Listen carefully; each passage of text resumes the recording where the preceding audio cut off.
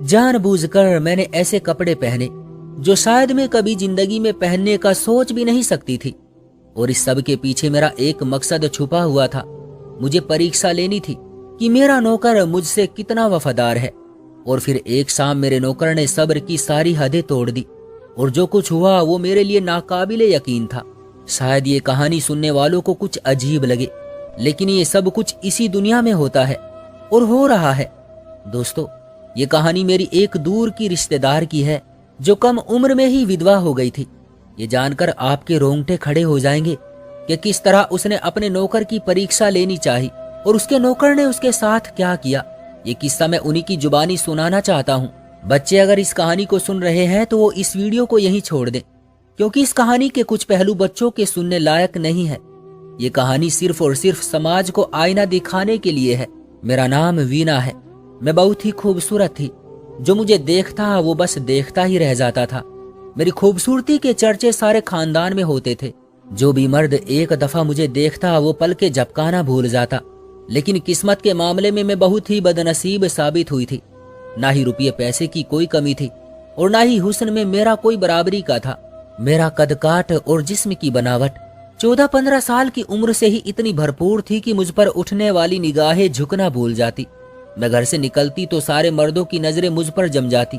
मेरे इसी उठान और खूबसूरत जवानी की वजह से मेरे माँ बाप को मेरी फिक्र सताने लगी थी।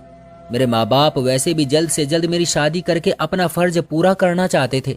दरअसल मेरा संबंध उस अपर क्लास फैमिली से था जहाँ रिश्तों को कोई खास हैसियत हासिल नहीं होती। हर कोई एक आजाद जिंदगी गुजारना चाहता है और मेरे माँ बाप भी मेरी शादी के बाद ऐसी ही एक आजाद जिंदगी चाहते थे। मेरे पिता ने अपने एक कारोबारी दोस्त के बेटे सुनील से मेरा रिश्ता तय कर दिया और 18 साल की उम्र में ही मैं विदा होकर अपने पति के बड़े से बंगले में चली आई। मेरा पति भी बहुत ही खूबसूरत और जवान था। हम दोनों एक साथ खड़े होते तो लोगों की नजरें हम पर ठहर सी जाती। हर कोई हमारी जोड़ी को खूब नजर लगाता और मैं ये सोचकर खुशी से फूली ना समाती कि ईश्वर ने मेरे हिस्से में सारी खुशियां लिख दी हैं। अपने माँ बाप के घर पर मैं तन्हाई का शिकार रही थी, मगर अब सुनील की मोहब्बत ने मुझे पूरा कर दिया था। लेकिन मैं ये भूल गई थी कि आजमाइश भी जिंदगी का ही एक हिस्सा है। मेरी और सुनील की शादी को 3 साल होने वाले थे, लेकिन ईश्वर ने हमें औलाद जैसे आशीर्वाद से वंचित रखा था। मेरे सास ससुर हर वक्त औलाद की ख्वाहिश करते और मेरी सास के व्यवहार में काफी हद तक बदलाव भी आ गया था। उन 3 सालों में उनकी मोहब्बत पहले जैसी नहीं रही थी। उनकी हर वक्त यही तमन्ना रहती कि कब मैं उन्हें कोई खुशखबरी सुनाऊं और वो खुशी में झूम उठे। लेकिन ये सब मेरे हाथ में नहीं था। औलाद तो ईश्वर की देन होती है। हर तरह के इलाज के बावजूद भी जब हमारी गोद में कोई खुशी ना आई तो मेरी सास ने मुझे छोड़कर सुनील से दूसरी शादी करने का कह दिया। सुनील मुझसे सच्ची मोहब्बत करते थे, इसलिए पहले तो उन्होंने अपनी माँ को साफ इनकार कर दिया। लेकिन रोज रोज की बढ़ती खुशामदों और दबाव की वजह से हम दूसरे बंगले में शिफ्ट हो गए। मुझे लगता था कि शायद अब जिंदगी में कुछ सुकून आ जाएगा, लेकिन मेरी ये सोच बस चंद दिनों की मेहमान साबित हुई। एक दिन सुनील ऑफिस से घर लौट रहे थे कि ब्रेक फेल होने की वजह से उनकी गाड़ी का हादसा हो गया और वो मौके पर ही स्वर्ग सिधार गए। 22 साल की भरी जवानी में ही मैं विधवा हो गई। इतने बड़े बंगले में मैं अकेले कैसे जिंदगी गुजारती, यही सोचकर अपने माँ बाप के घर चली आई। लेकिन वो कहते हैं ना कि विदा होने के बाद बेटियां पराई हो जाती है। बिल्कुल सच ही कहते हैं। चंद महीनों में ही मेरी भाभीियों ने मुझ पर यह जाहिर कर दिया कि मैं उनके लिए केवल एक बोझ के सिवा कुछ नहीं हूँ। अपने रिश्तेदारों के अजीब अजीब लड़कों के रिश्ते वो मेरे लिए लेकर आने लगी। अभी तो मैं सुनील की मौत के गम से ही बाहर नहीं आई थी। दूसरी शादी के बारे में कैसे सोच सकती थी। मुझे अच्छी तरह अंदाजा हो गया था कि ये लोग मुझे चंद दिनों से ज्यादा बर्दाश्त नहीं कर सकते हैं, जबकि मेरी वजह से उन्हें कोई तकलीफ भी नहीं पहुंच रही थी। उनके कड़वे व्यवहार को देखते हुए मैंने फैसला किया कि मैं सुनील के बंगले में वापस शिफ्ट हो जाऊंगी। तनहा जिंदगी गुजारना उन भैया भाभी के साथ जिंदगी गुजारने से बेहतर था, जो मेरे मुंह पर तो बहुत अच्छे थे, लेकिन मेरी पीठ पीछे मुझे सिर्फ अपनी जिंदगियों से निकालना चाहते थे। खैर, मैं अपने बंगले में वापस आ गई थी। सुनील का कारोबार उनके बाबा ने संभाल लिया था और खर्चे की एक खास रकम मेरे अकाउंट में जिम्मेदारी से हर महीने ट्रांसफर होने लगी थी। मैं शुरू से ही लाड़ प्यार में पली बड़ी थी, इसलिए कामकाज की तो मुझे आदत नहीं थी। हमेशा नौकर चाकर मेरे आगे पीछे फिरते रहे थे, लेकिन इतने दिन बंगला बंद रहने की वजह से सारे ही नौकर काम छोड़ गए थे। अलबत्ता मेरी एक पुरानी नौकरानी मायके से मेरे साथ चली आई थी, लेकिन वो कुछ दिन बाद ही बहुत ज्यादा बीमार हो गई उसने मुझसे छुट्टी की दरख्वास्त की तो मैं परेशान हो गई, क्योंकि उसके बगैर तो मैं बिल्कुल भी गुजारा नहीं कर सकती थी। वो कहने लगी, दीदी मैं गांव जाऊंगी तो वहां से अपने भाई को भेज दूंगी, वो आपके सारे कामकाज कर देगा और आपका बहुत ख्याल भी रखेगा। मैंने उसे कहा कि पहले अपने भाई को बुलवा ले, फिर चली जाना, ताकि तू उसे काम भी समझा सके। वो फौरन मान गई और उसने अपने भाई जतिन को गांव से बुलवा लिया। उसका भाई एक 17 साल का खूबसूरत और जवान लड़का था, जिसे देखकर मैं चौंक गई थी। मुझे तो लगा था कि कोई 13-14 साल का बच्चा उसका भाई होगा, लेकिन ये तो अच्छा खासा जवान लड़का था। मेरी नौकरानी ने उसे घर का सारा काम समझा दिया था। वो लड़का बहुत ही भला था, बहुत तेजी से हाथ चलाकर सारे कामकाज कर रहा था। 2 दिन में उसकी बहन ने उसको सारा काम समझा दिया और उसके बाद वो मुझसे कुछ महीने की छुट्टी लेकर गांव चली गई। दरअसल बीमार तो वो थी ही, लेकिन अब उसके घर वालों ने उसकी शादी भी तय कर दी थी और शायद वो दोबारा कभी वापस नहीं आने वाली थी। मेरी नौकरानी चली गई और उसका भाई बंगले के सर्वेंट क्वार्टर में ही रहने लगा। ज्यादा लोग ही नहीं थे, इसलिए मैं ज्यादा नौकरों का झंझट भी नहीं पालना चाहती थी। अगली सुबह जतिन नाश्ता लेकर कमरे के दरवाजे पर मौजूद था। मैं रोजाना सुबह 10 बजे ही नाश्ता करती थी। मैंने उसे कमरे के अंदर ही बुला लिया। मैं अभी तक नाइट ड्रेस में ही थी और बिस्तर पर लेटी हुई थी। उसे देखकर उठ बैठी। वो मेरा नाश्ता साइड टेबल पर रखने के बाद सर झुकाकर खड़ा हो गया, जैसे मेरे अगले आदेश का इंतजार कर रहा हो। मैं खामोशी से उसकी तरफ देखने लगी।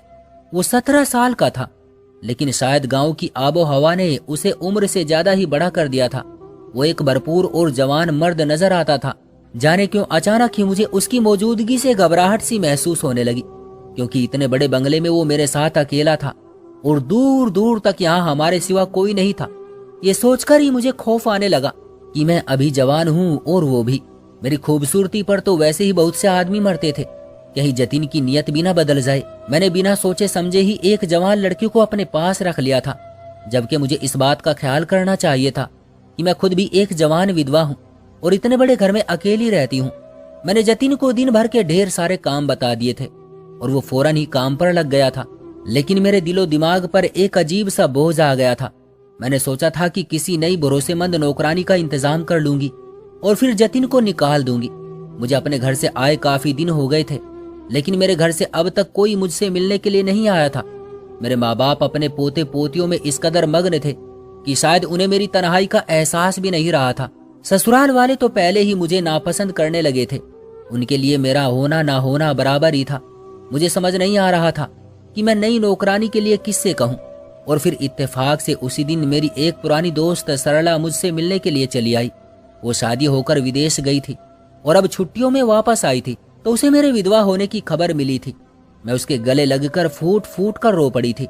मेरी बर्बादी की कहानी सुनकर वो भी बहुत दुखी हो गई थी। काफी देर हम दोनों ऐसे ही बातें करते रहे और फिर मैंने उसे बताया कि मैं अपने घर के कामकाज के लिए एक भरोसेमंद नौकरानी को ढूंढ रही हूँ। जतिन को देखकर सरला कहने लगी, ये लड़का है तो सही और काम भी अच्छा कर रहा है, फिर तुम्हें क्या जरूरत पड़ी है नई नौकरानी ढूंढने की। मैंने उसे अपने दिल में आने वाले डर के बारे में बताया तो वो कहने लगी, वीना तुम भी क्या बेवकूफों वाली बातें करती हो। खुद ही कह रही हो कि उसकी बहन सालों से तुम्हारी वफादार नौकरानी है और जतिन भी बहुत शरीफ है, और फिर खुद ही परेशान भी हो रही हो। मेरी मानो तो नई नौकरानी के झंझट में ना पड़ो।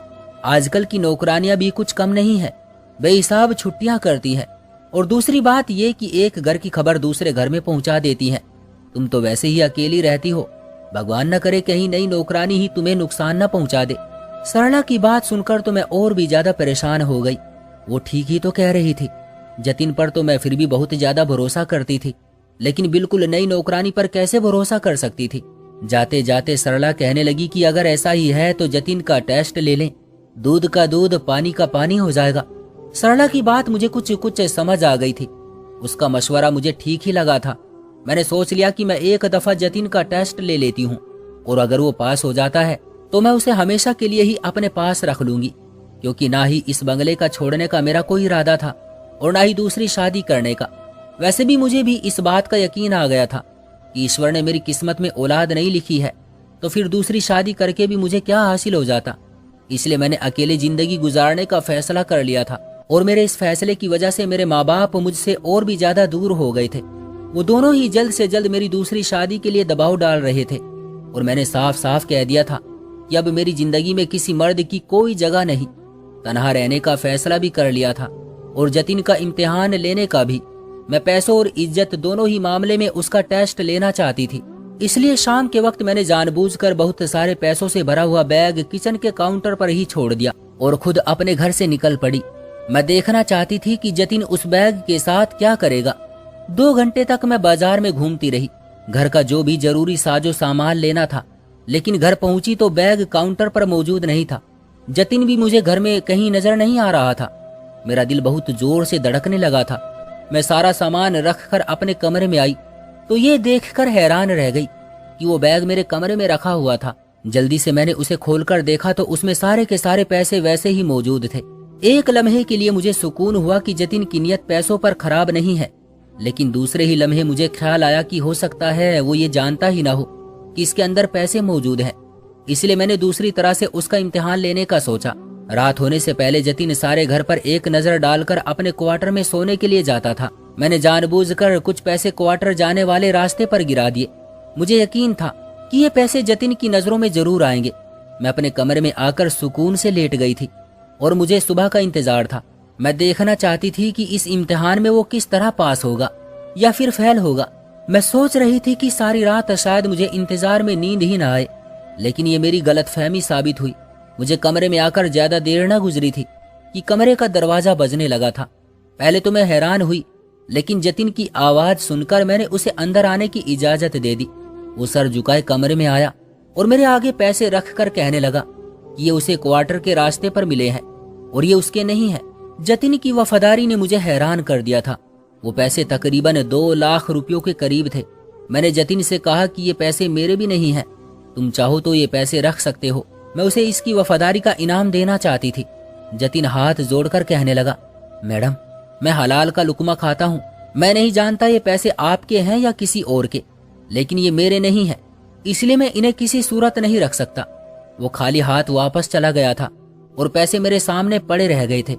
मेरा दिल इस बात पर राजी हो गया था कि जतिन की नीयत बिल्कुल साफ है और वो कभी मेरी किसी भी कीमती चीज को हाथ भी नहीं लगाएगा। अब सिर्फ एक ही चीज रह गई थी और वो थी हम दोनों के बीच की इज्जत। मैं अभी भी जवान थी और वो भी जवानी की दहलीज पर कदम रख चुका था। ऐसे में हमारा एक साथ बंगले में रहना ठीक नहीं था।